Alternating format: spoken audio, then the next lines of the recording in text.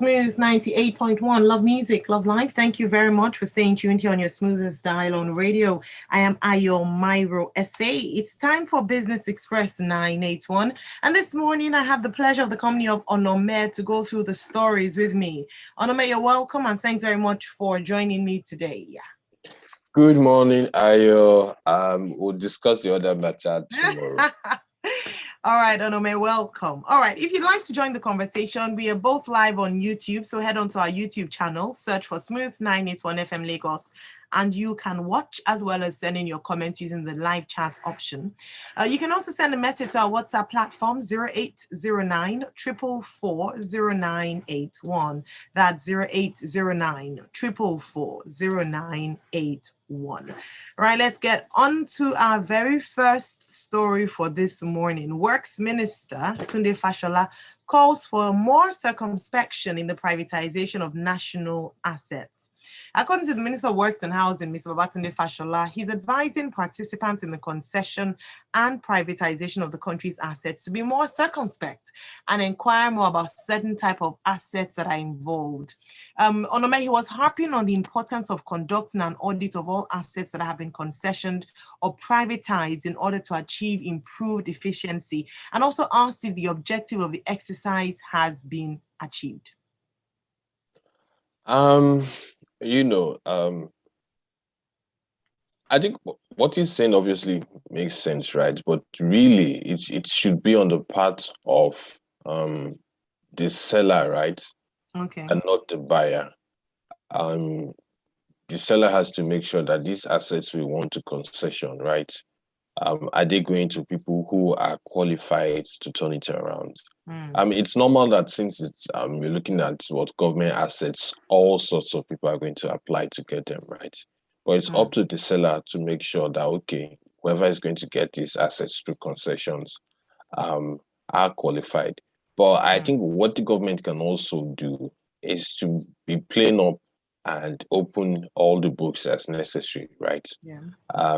We kind of had that issue with the power privatization, right?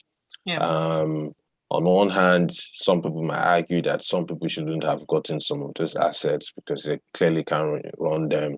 On the flip side, some of the people who got the assets feel like, you know what, we didn't get an exact true state of things, right? We did, certain conditions were supposed to be met by the government, and the government ended up not doing those things. So it goes on, both ends. Personally, I feel that this process has lagged a bit too. It should have happened, 2-3 years back, right? Yes, these processes, concessions, and all these arrangements take quite a while to actualize, but we should have put in the energy much more sooner than we are doing now as a country. All right. So what do you make of his statement? So I know you've touched on that in terms of the private sector not being able to handle some assets. You talk about the power assets. He's also mentioned roads. Do you think that, a number of people have said, let's privatize, it would make it more efficient. If it's run by private organizations, perhaps they'd be serious about it. Let's look at the airport, for instance, MM2. How well do you think that has worked? And I like the fact that you mentioned the importance of the government living up to their own, or fulfilling their own bargain, their end of the bargain. What do you think? I think that for roads it's doable, but my worry with roads is are we really willing as a country to pay for these things, right? Because you don't want a situation whereby I would kind of saw that with the tolls we have in Lagos, right? Whereby you have the private sector come in, and after a while the government decides to buy it over and all that. So, and I think the challenge the issue we have with Nigeria is that we have a socialist mindset when it comes to paying for public services, right? Yeah. And we have a capitalist mindset when it comes to things that belong to us, right? So, if people are willing, right, to pay for these services, then all well and good, right? So let's put them in private hands. But what I see is the government is trying to be Superman and trying to lift the entire nation, right? It's not doable. You will need private capital for some of these things. And we need to create an enabling environment that lets them come in with this kind of arrangements. Yeah. All right. Thank you very much. So let's move on to federal government proposing to end petrol subsidy by June 2022. Alongside that, the World Bank has condemned 2.9 trillion naira funding. So the World Bank has decried the continued spending by the Nigerian government on petrol subsidy, which is said is on track to gobble up 2.9 trillion naira this year.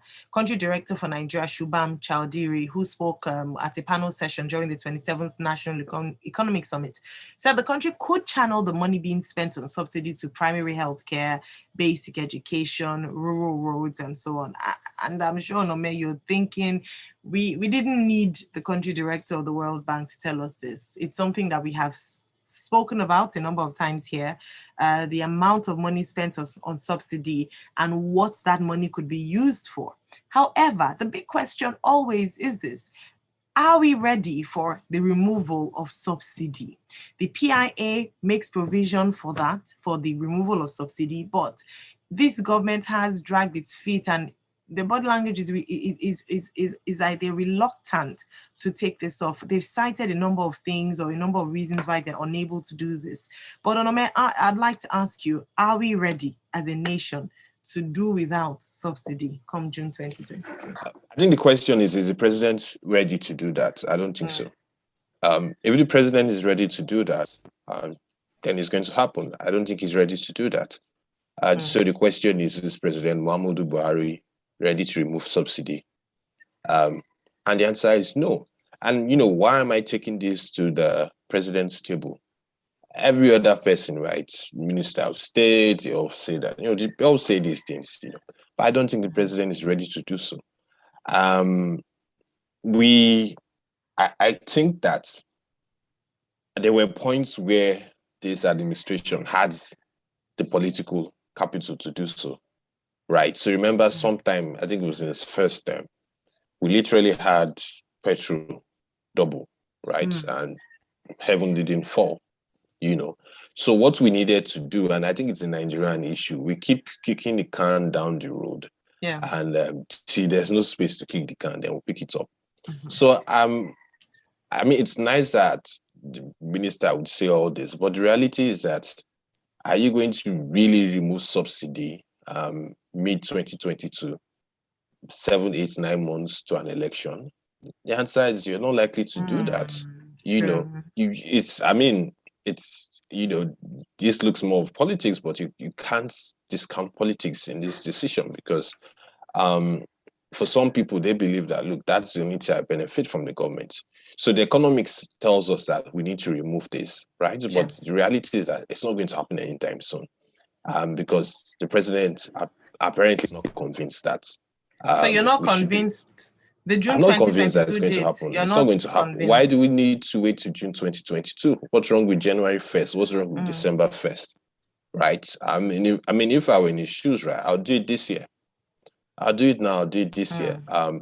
People will grumble, go on strike. There'll be a back and forth, but we need to start doing these things now, right? Yeah. And they'll tell you, okay, for security reasons and all that, you don't want people protesting. And that's true. That's valid. I don't discount that, but that's why you're the president. You need to take hard decisions, because whether we like it or not, you can't be selling petrol at 162 and everybody around you is selling at what, 200 plus, 300 plus. Smuggling will occur.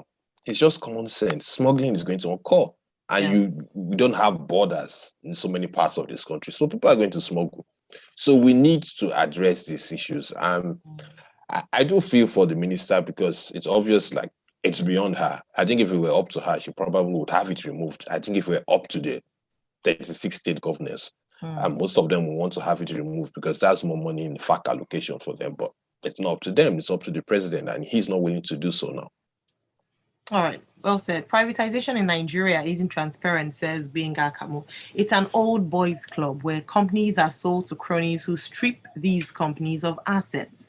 The enabling or that enabling environment is something that may never come for companies operating in Nigeria. Officials mouth enabling environments, but the environment is stifling and killing businesses. Benga then says there is a political price to pay for subsidy removal, and this government won't pay it. Just echoing or what you have said, Onome. And then Ogeno Chiko says the power privatization is a complete failure. Consumers still contribute money to replace obsolete transformers. This discourse are rent collectors. All right, talking about the minister, Onome, federal government uncomfortable exceeding borrowing limit. The Minister of Finance, Budgeting and National Planning, Zainab Ahmed, has said the federal government is very uncomfortable with the fact that it exceeded the borrowing threshold in the Fiscal Responsibility Act. She's been under fire for the country's rising debt level, her and her boss, the president, which the Debt Management Office puts at 35.47 trillion naira as of June 30, 2021. She said, we tried to borrow more than planned because of the COVID-19. We are very uncomfortable at the fact that we have borrowed at the quantum exceeding the threshold that is outlined by the Fiscal Responsibility Act. Onome, is it enough to be uncomfortable? My sympathies go to the minister, right? Mm-hmm, yeah. Because again, she's in a tight spot. It's one needs to hear beyond, oh, we're uncomfortable. The reality is, as a country, we need to take hard decisions. We are unwilling / unable / did not make use of the right time to take those hard decisions, right? We need to restructure the federal civil service properly, right?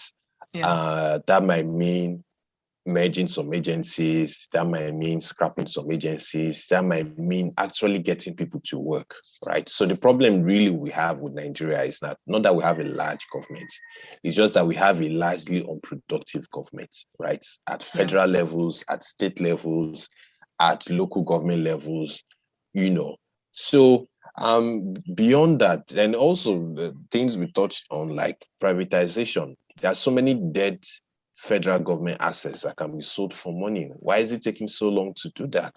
Yeah. I mean, on the island there, you have the federal secretariat there, you have a court case between, some private company, then you have the state government, then you have the federal government. I mean, for a country that is desperately broke, how do you have an asset like that in Lagos? And you mean these guys can't sit down to sort that out? Or, we're still doing back and forth with the refineries. Why are you broke and still holding on to refineries? So, I mean, I hear all this and all that, but I want to see action. And sorry to be pessimistic this morning, nothing is really going to happen. We are in what? Today is the 26th of October. The year is essentially gone. Next year is a pre-election year.